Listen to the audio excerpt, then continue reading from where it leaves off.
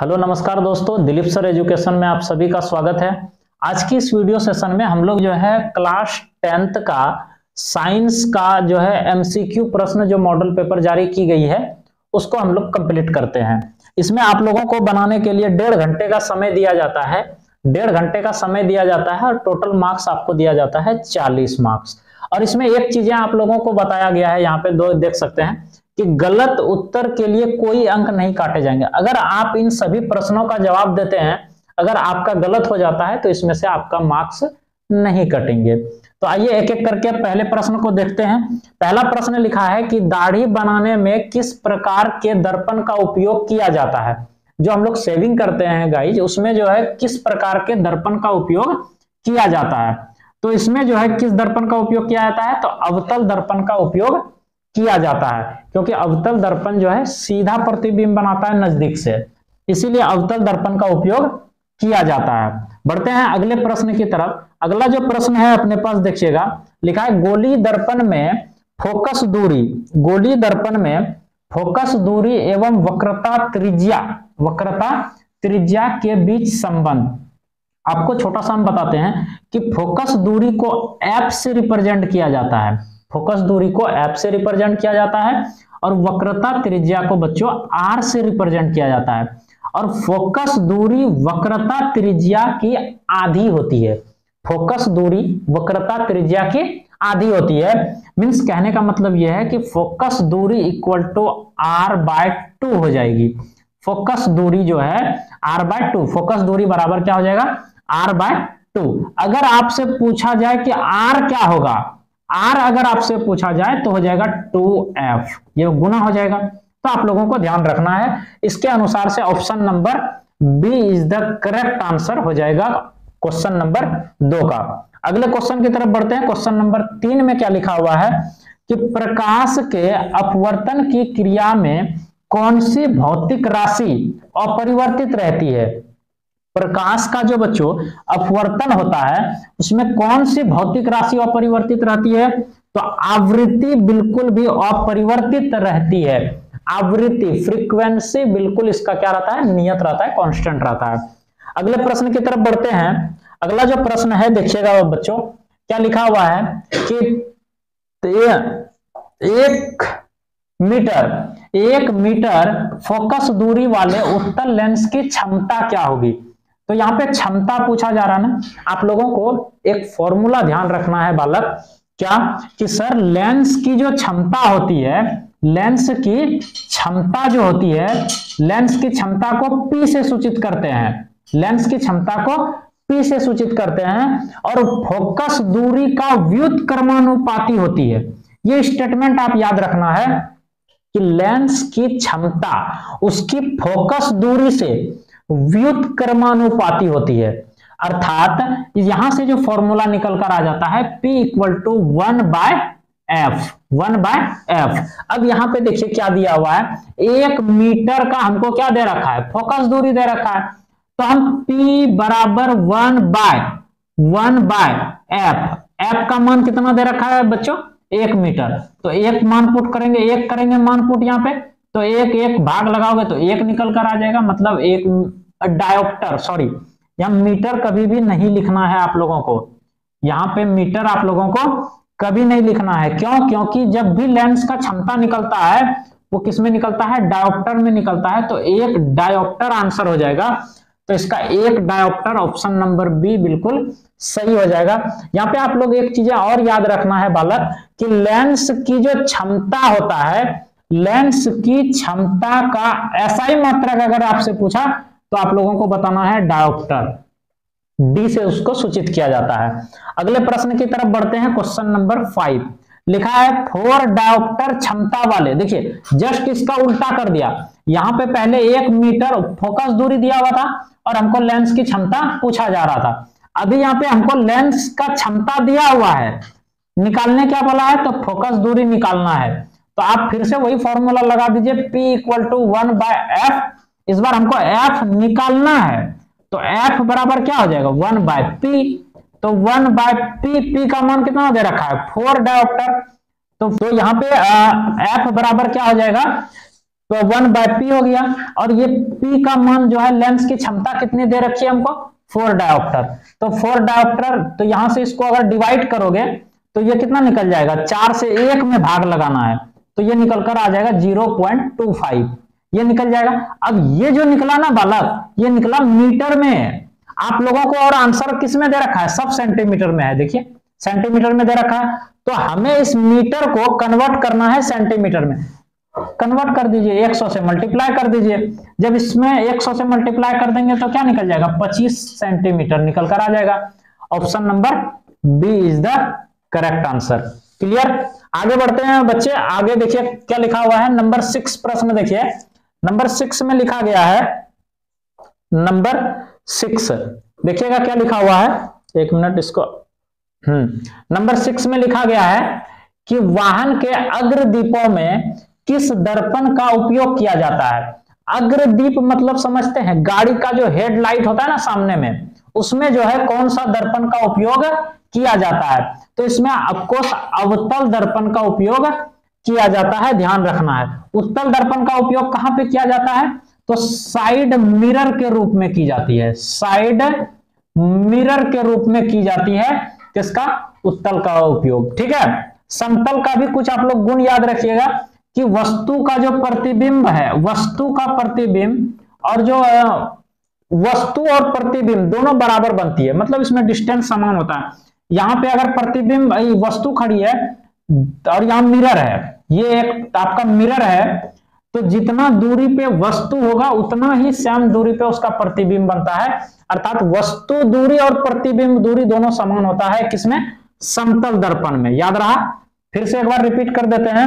समतल दर्पण में क्या होता है, वस्तु की दूरी और प्रतिबिंब की दूरी बराबर होती है। क्लियर, ध्यान रखना है इस चीज को। अगले प्रश्न की तरफ बढ़ते हैं, नंबर 7 में। मानव नेत्र के जिस भाग पर किसी वस्तु का प्रतिबिंब बनता है वह क्या है, मतलब प्रतिबिंब कहां बनता है, तो दृष्टि पटल पे बनता है। क्या हो जाएगा इसका करेक्ट आंसर, दृष्टि पटल हो जाएगा। अगले प्रश्न की तरफ बढ़ते हैं बच्चे, देखिएगा लिखा है नंबर 8 प्रश्न में लिखा है सामान्य नेत्र का दूर बिंदु।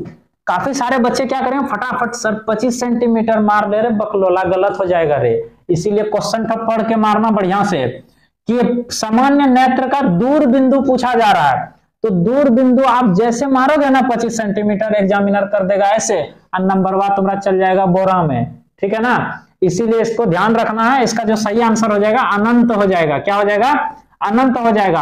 अगर आपसे पूछेगा कि न्यूनतम दूरी क्या होगा, न्यूनतम दूरी होता है 25 सेंटीमीटर, याद रखना, नहीं तो गलती से भी मिस्टेक नहीं करना, नहीं चल जाएगा नंबर रे।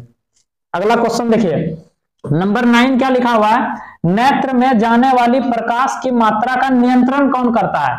ये हमारा आंख है, इसमें जो प्रकाश आ रही है इसको नियंत्रित कौन करता है, नियंत्रित कौन करता है, तो प्यूपिल करता है। कौन करता है, प्यूपिल करता है। कौन करता है, प्यूपिल करता है, अर्थात पुतली करता है। ठीक है। अगले प्रश्न की तरफ बढ़ते हैं बालक, देखिएगा अगला जो प्रश्न है ध्यान दीजिएगा क्या लिखा हुआ है। लिखा हुआ है कि मानव नेत्र में प्रतिबिंब की प्रकृति क्या होती है, प्रकृति, नेचर।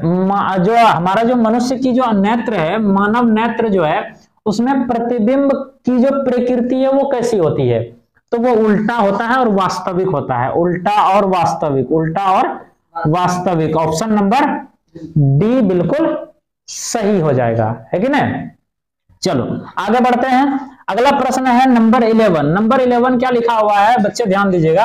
1 किलोवाट घंटा, 1 किलोवाट, 1 किलोवाट ना लिख के एम कहां से लिखा रहा है, तो 1 किलोवाट घंटा पूछा जा रहा है, किसका मात्रक है, किसकी इकाई होती है, तो ऊर्जा का होता है। किसका होता है, ऊर्जा का मात्रक होता है।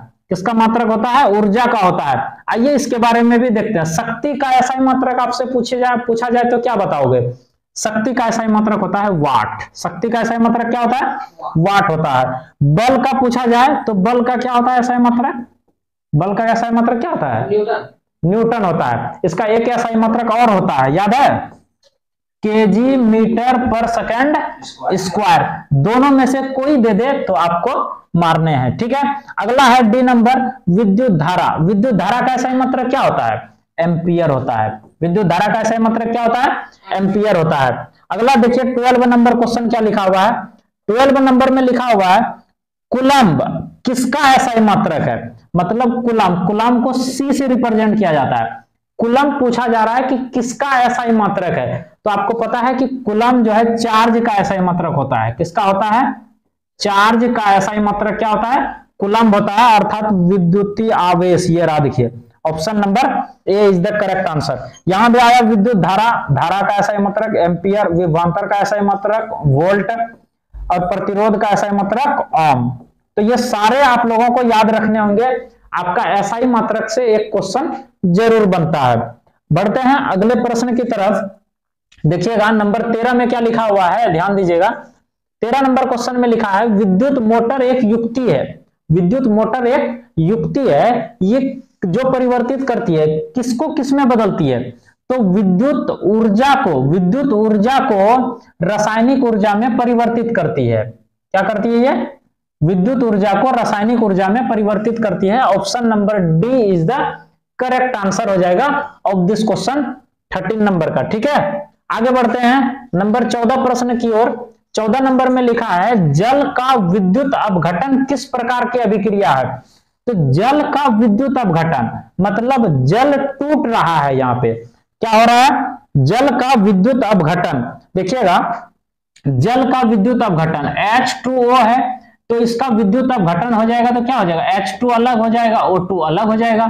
ठीक है, तो इसको बैलेंस कर लेना है, 2 हो जाएगा, यहां भी 2 हो जाएगा। तो ये कौन सी अभिक्रिया है? तो इसको बोलते हैं हम लोग वियोजन अभिक्रिया। कौन सी अभिक्रिया?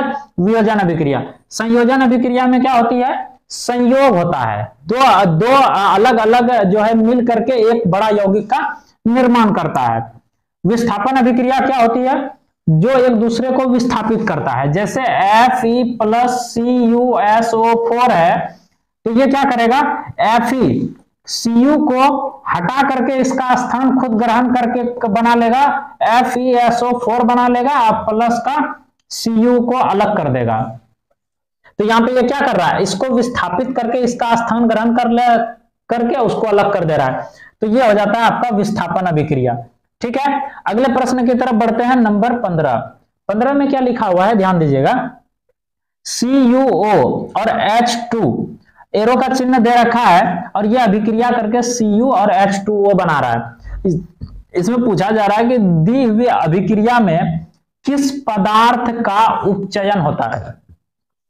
सॉरी, उपचयन का मतलब क्या होता है? ध्यान दीजिएगा, मतलब ऑक्सीजन जिसके साथ संयोग करता है, ऑक्सीजन जिसके साथ संयोग करता है वो होता है उपचयन। तो देखिए ऑक्सीजन किसके साथ जुड़ा? यहां देखिए वो है, यहां ऑक्सीजन है, यहां पे ये H2 के साथ जुड़ा। ऑक्सीजन किसके साथ जुड़ा? H2 के साथ जुड़ा, और क्या बना लिया? H2O बना लिया। मतलब इसमें किसका उपचयन हो रहा है? तो H2 का उपचयन हो रहा है। क्लियर? आगे बढ़ते हैं अगले प्रश्न की तरफ। अगला जो प्रश्न है नंबर 16, देखिएगा नंबर 16 में क्या लिखा हुआ है कि दिए गए चित्र में किस प्रकार की अभिक्रिया हो रही है? किस प्रकार की अभिक्रिया हो रही है? तो आप इस फिगर को गौर से देखो। यहां पे इस फिगर में आप लोगों को दिया गया है कॉपर सल्फेट CuSO4, ये दिया हुआ है, इसका विलयन दिया हुआ है। यहां देखिए नीचे में लिखा है लोहे के कील। लोहे का कील क्या है? +Fe। अब इसको क्या किया? अभिक्रिया हो गया ये दोनों में, तो अभिक्रिया होगा तो ये अधिक रिएक्टिव है, मतलब ये अधिक अभिक्रियाशील है धातु, तो ये इसको हटा देगा और उसका स्थान खुद ग्रहण कर लेगा। तो FeSO4 प्लस Cu को इधर कर देगा। तो ये अभी तुरंत हम थोड़ी देर पहले ऊपर वाले क्वेश्चन में ये वाला एग्जांपल देकर समझा रहे थे, और ये इसका स्थान, इसको हटा करके ये इसका स्थान ग्रहण कर रहा है। तो ये कौन सी अभिक्रिया हो जाती है? तो विस्थापन अभिक्रिया सर हो जाती है। Option number C is the correct answer. आगे बढ़ते हैं, अगला प्रश्न देखिए लिखा हुआ है कि निम्नलिखित में कौन प्राकृतिक सूचक का उदाहरण है? तो लिटमस जो है क्या है? प्राकृतिक सूचक का उदाहरण है। Option number C is the correct answer. अगला देखिए 18 नंबर में क्या लिखा हुआ है। 18 नंबर में क्वेश्चन में लिखा हुआ है बच्चों, ध्यान दीजिएगा। 18 नंबर में लिखा है किसी विलियन का पीएच मान 10 है। किसी विलियन का पीएच मान कितना है? 10 है। किसी विलियन का पीएच मान कितना है? 10 है। तो निम्नलिखित में से क्या होगा? अम्ल होगा, लवण होगा, उदासीन होगा, क्षार होगा।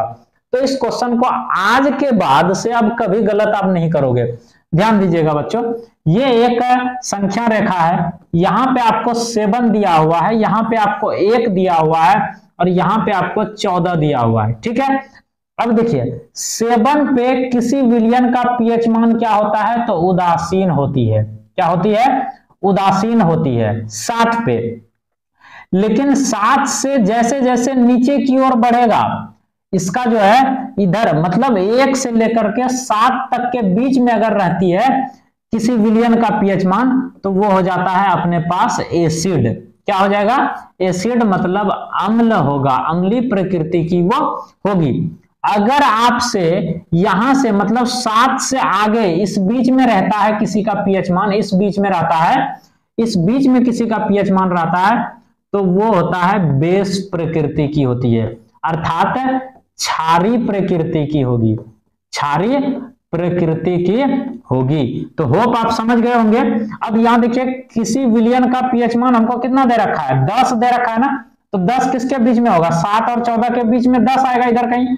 तो ये कैसा होगा? क्षारीय प्रकृति की होगी, अर्थात option number D is the correct answer. ठीक है, 19 नंबर क्वेश्चन में क्या लिखा हुआ है कि दिया गया चित्र क्या सूचित करता है? यहां पे आप लोगों को एक फिगर दिखाई दे रहा होगा, ये वाला देखिएगा, ये एक फिगर दिखाई दे रहा होगा। इसमें पूछा जा रहा है कि क्या चीज सूचित करता है। तो इसमें जो सूचित करने वाली चीज है, ये चीजें बताया जा रहा है कि सांद्र अम्ल तथा क्षार वाले बर्तन की चेतावनी चिन्ह है ये, अर्थात ऑप्शन नंबर डी बिल्कुल इसका सही हो जाएगा इस क्वेश्चन का। बढ़ते हैं अगले प्रश्न की तरफ। अगला लिखा हुआ है कि इमली में कौन सा अम्ल पाया जाता है? तो इमली खट्टा है। इमली में कौन सा अम्ल पाया जाता है? इसका जो है आंसर आप लोग हमें कमेंट सेक्शन में जरूर बताइएगा। इससे जस्ट एक वीडियो आएगा इसके बाद वाली, उसमें आप लोगों को सारे अम्ल, जितने भी अम्ल हैं किसमें पाई जाती है, वो सारा आप लोगों को इकट्ठे एक प्रॉपर वीडियो में डाल दे दिए जाएंगे। अम्ल वाला और क्षार वाला पूरा आप लोगों को एक साथ दे देंगे। ठीक है, बढ़ते हैं अगले प्रश्न की तरफ। 21 नंबर में 21 नंबर में लिखा है कि कौन अधातु लिखा है कमरे के ताप पर द्रव अवस्था में पाई जाती है, द्रव अवस्था में पाया जाता है। तो इसका जो सही आंसर हो जाएगा वो क्या हो जाएगा? ब्रोमीन। ब्रोमीन क्या है? ब्रोमीन एक ऐसा अधातु है जो कमरे के ताप पर द्रव अवस्था में पाई जाती है। Option number C is the correct answer. अगले प्रश्न की तरफ बढ़ते हैं। 22 नंबर में क्या लिखा हुआ है देखिएगा, लिखा है निम्नलिखित में से किस पदार्थ का उपयोग अग्निशामक बनाने में किया जाता है? अग्निशामक बनाने में किसका उपयोग किया जाता है वो पूछा जा रहा है, किस पदार्थ का। तो इसका जो सही आंसर हो जाएगा वो हो जाएगा ऑप्शन नंबर बिल्कुल बी नंबर ऑप्शन बिल्कुल सही होगा। Sodium hydrogen carbonate is the correct answer. ठीक है, अगले प्रश्न की तरफ बढ़ते हैं। अगला जो प्रश्न है देखिएगा बच्चे, क्या लिखा हुआ है अगला प्रश्न में, आधुनिक आवर्त सारणी में किस आधार पर बना है? आधुनिक आवर्त सारणी किस आधार पर बना है? तो आप लोगों को पता है कि परमाणु संख्या के आधार पर आधुनिक आवर्त सारणी बनाई गई है। अगले प्रश्न की तरफ बढ़ते हैं। अगला जो प्रश्न है, निम्नलिखित में से कौन धातु सबसे अधिक अभिक्रियाशील है? तो सबसे अधिक अभिक्रियाशील धातु कौन सा है? पोटेशियम है। Potassium is the correct answer. अगले प्रश्न की तरफ बढ़ते हैं। अगला जो प्रश्न है वो लिखा हुआ है कि पृथ्वी की भूपर्पट्टी में प्राकृतिक रूप से पाए जाने वाले तत्व या यौगिक को क्या कहते हैं? ये तो डायरेक्ट डिफिनेशन पूछा जा रहा है, खनिज कहते हैं उसको। क्या कहते हैं बच्चों? खनिज इसका जो है सही आंसर हो जाएगा। उसके बाद बढ़ते हैं अगले प्रश्न की तरफ। 26 नंबर में क्या लिखा हुआ है? प्रोपेनॉल देखिएगा, प्रोपेनॉल में अभिक्रियाशील समूह मौजूद है। तो कौन सा अभिक्रियाशील समूह मौजूद है? प्रोपेनॉल, नॉल, OL लगा हुआ है ना, इसका मतलब एल्कोहल समूह उसमें जुड़ा हुआ है। अगले प्रश्न की तरफ चलते हैं। अगला जो प्रश्न है 27 नंबर, प्रकाश संश्लेषण प्रक्रिया में निम्नलिखित में क्या नहीं होता है। यहां देखिए काफी इंपॉर्टेंट चीजें यहां दी गई है। पूछा जा रहा है बाबू कि क्या नहीं होता है। आप लोग तो मार के आ जाओगे जल्दीबाजी में, इसीलिए क्वेश्चन को अच्छे से पढ़ना। यहां पूछा जा रहा है क्या नहीं होता है। तो कार्बन डाइऑक्साइड का मुक्त होना, क्या ये कार्बन डाइऑक्साइड मुक्त करता है? क्या नहीं करता है। तो कार्बन डाइऑक्साइड, इसका ये वाला आंसर जो है सही हो जाएगा। पेड़ पौधे कार्बन डाइऑक्साइड ग्रहण करती है, मुक्त नहीं करती है। ऑक्सीजन मुक्त करती है पेड़ पौधे। क्लियर, इस चीज को आप ध्यान रखोगे। बढ़ते हैं अगले प्रश्न की तरफ। अगला जो प्रश्न है बाबू ध्यान देना है, क्या लिखा हुआ है 28 नंबर में। 28 नंबर में लिखा हुआ है, 28 नंबर में क्या लिखा हुआ है, फ्लोएम से खाद्य पदार्थ का परिवहन पौधे में किस दिशा में होता है? किस दिशा में होता है? तो नीचे की ओर होता है। किस दिशा में होती है? नीचे की ओर होती है। अब सपोज ये एक पेड़ है आप लोगों का, इस प्रकार से पेड़ बनी हुई है। यहां पे मान लीजिए सपोज आपका इस प्रकार से बना हुआ है। ये हम थोड़ा सा ट्राई करते हैं बनाने का। कुछ इस प्रकार से पत्ती दी गई है, ठीक है, इस प्रकार से दी गई है। अब यहां पे भोजन बनेगा तो यहां से ये नीचे नीचे नीचे नीचे फैलते जाएगा ना। तो ये होप सुन इसका option number C is the correct होगा। इसका जो है ऑप्शन नंबर सी बिल्कुल सही हो जाएगा। Option number C is the correct answer. ऊपर और नीचे दोनों की ओर होती है। क्या ये ऊपर नहीं जाएगा? ऊपर भी जा सकता है ये। तो इसका सी इज द करेक्ट आंसर हो जाएगा। अगले प्रश्न की तरफ बढ़ते हैं 29 नंबर में। 29 नंबर में लिखा है वृक्क की रचनात्मक एवं क्रियात्मक इकाई को क्या कहते हैं? तो इसको क्या कहते हैं? वृक्काणु। ये ऑप्शन नंबर बी इसमें जो है गलत लिखा हुआ है। वृक्काणु इज द करेक्ट आंसर। ठीक है, अगले प्रश्न की तरफ बढ़ते हैं। नंबर 30 देखिएगा। नंबर 30 में क्या लिखा हुआ है बच्चे? लिखा हुआ है नंबर 30 में फल को पकाने के लिए कौन सा हार्मोन उत्तरदायी होता है? फल को पकाने के लिए कौन सा हार्मोन उत्तरदायी होता है? तो इसका जो करेक्ट आंसर हो जाएगा एथिलीन, बिल्कुल फल को पकाने में उत्तरदायी होता है। अगला जो प्रश्न है नंबर 31 में, एस्ट्रोजन स्रावित होता है। एस्ट्रोजन हार्मोन जो है किसमें स्रावित होता है? सबसे पहले तो एस्ट्रोजन हार्मोन जो होता है वो फीमेल पार्ट में होता है। फीमेल पार्ट में होता है। और फीमेल वाला देखिए थायराइड ग्रंथि नहीं है, वृषण मेल वाला पार्ट है, प्यूटरी इसमें होता नहीं है। तो इसका ऑप्शन क्या हो जाएगा सही आंसर? अंडाशय द्वारा। तो अंडाशय इज द करेक्ट आंसर हो जाएगा। ठीक है, बढ़ते हैं अगले प्रश्न की तरफ। अगला देखिए 32 नंबर में क्या लिखा गया है बालक? 32 नंबर सवाल में लिखा है कि नर युग्मक और मादा युग्मक के संलयन को क्या कहते हैं? मतलब मादा युग्मक और नर युग्मक, नर और मादा दोनों के युग्मक के संलयन को क्या कहते हैं? तो निषेचन कहते हैं। क्या कहते हैं बच्चों? निषेचन कहते हैं। अगला जो प्रश्न है देखिएगा 33 नंबर लिखा हुआ है, दिए गए चित्र में कौन सा जनन हो रहा है? सबसे पहले आप लोगों को पता है कि ये जो फोटो आप लोगों को दी गई है, ये जो पूरा का पूरा फोटो आप लोगों को दिया गया है, ये किसका फोटो है? तो हाइड्रा का फोटो है। और हाइड्रा में जो जनन की प्रक्रिया होती है किस विधि से होती है? मुकुलन विधि से होता है। किस विधि से होता है? मुकुलन विधि से होता है, ध्यान रखना है। ठीक है, तो इसका सही आंसर क्या हो जाएगा? Option number A is the correct answer, मुकुलन विधि। ठीक है, अगले प्रश्न की तरफ बढ़ते हैं। 34 नंबर देखिए क्या लिखा हुआ है बाबू। 34 नंबर लिखा हुआ है, 34 नंबर में लिखा है पक्षी और चमगादड़ के पंख हैं, कैसे हैं? समजात हैं, समजात अंग हो जाएंगे। ठीक है, तो उसके बाद अगले प्रश्न की तरफ बढ़ते हैं 35 नंबर में। मेंडल अपने प्रयोग के लिए किस पौधे को चुना? किस पौधे को चुना? तो किस पौधे को चुना? मटर के पौधे को चुना। किस पौधे को चुना है? मटर। मेंडल ने ग्रेगर जॉन मेंडल, मेंडल का पूरा नाम क्या है? तो ग्रेगर जॉन मेंडल है। और मेंडल ने जो है अपने प्रयोग के लिए किस पौधे का चयन किया है? तो मटर के पौधे का चयन किया हुआ है। ठीक है, अगले प्रश्न की तरफ बढ़ते हैं। नंबर 36 नंबर प्रश्न में लिखा हुआ है, निम्नलिखित में कौन उत्पादक है? उत्पादक मतलब प्रथम पोषी स्तर कौन है? तो प्रथम में कौन आता है? घास होगा। तो इसका जो है तो उत्पादक कौन है? घास हो जाएगा। ठीक है, अगले प्रश्न की तरफ बढ़ते हैं। अगला जो प्रश्न लिखा हुआ है देखिएगा ध्यान से बाबू, लिखा हुआ है 37 नंबर में कि किसी आहार श्रृंखला में शाकाहारी का निर्माण होता है। शाकाहारी का निर्माण कहां किस स्तर में होता है? प्रथम पोषी स्तर, द्वितीय पोषी स्तर, तृतीय पोषी स्तर कहां होता है, या चतुर्थ पोषी स्तर? तो आप लोगों को पता है कि घास आपको बताया कि प्रथम पोषी स्तर में होता है। तो इसका जो है प्रथम पोषी स्तर क्या हो जाएगा? शाकाहारी का निर्माण करता है। शाकाहारी का निर्माण किसमें करता है? प्रथम पोषी स्तर में किया जाता है। अगले प्रश्न की तरफ देखते हैं। 38 नंबर प्रश्न में क्या लिखा हुआ है?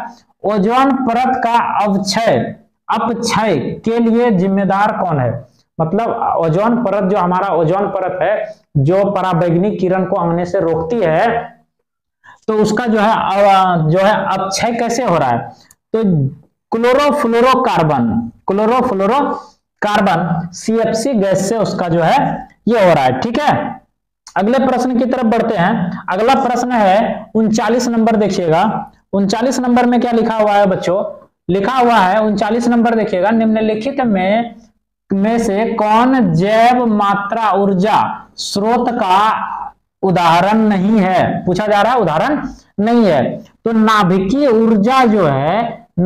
ऊर्जा जो है जैव मात्रा ऊर्जा स्रोत का उदाहरण नहीं है। क्लियर, इस चीज को आप लोग ध्यान रखना है।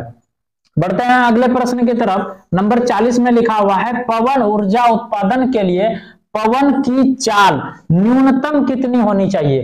तो बच्चों पवन ऊर्जा उत्पादन के लिए जो पवन की चाल है वो 15 किलोमीटर प्रति घंटा होनी चाहिए। आप सभी को पता है एक चीज और, कि जो चाल है, आप लोगों से एक क्वेश्चन, बहुत इंपॉर्टेंट क्वेश्चन है कि प्रकाश की जो चाल है, प्रकाश की चाल जो होती है निर्वात में, किसमें बच्चों?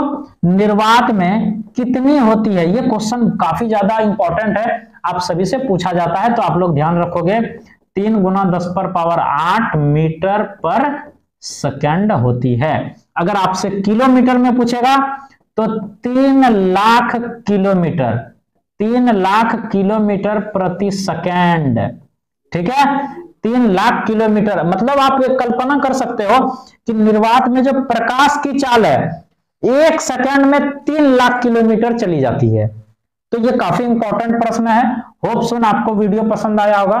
मिलते हैं अगली वीडियो में। वीडियो हेल्पफुल लगे तो लाइक शेयर सब्सक्राइब जरूर कर दीजिएगा, लेकिन दोस्तों के साथ शेयर जरूर कीजिएगा ताकि और भी आपके तरह जितने भी बच्चे हैं उससे फायदे हो सके। Bye bye, take care, love you.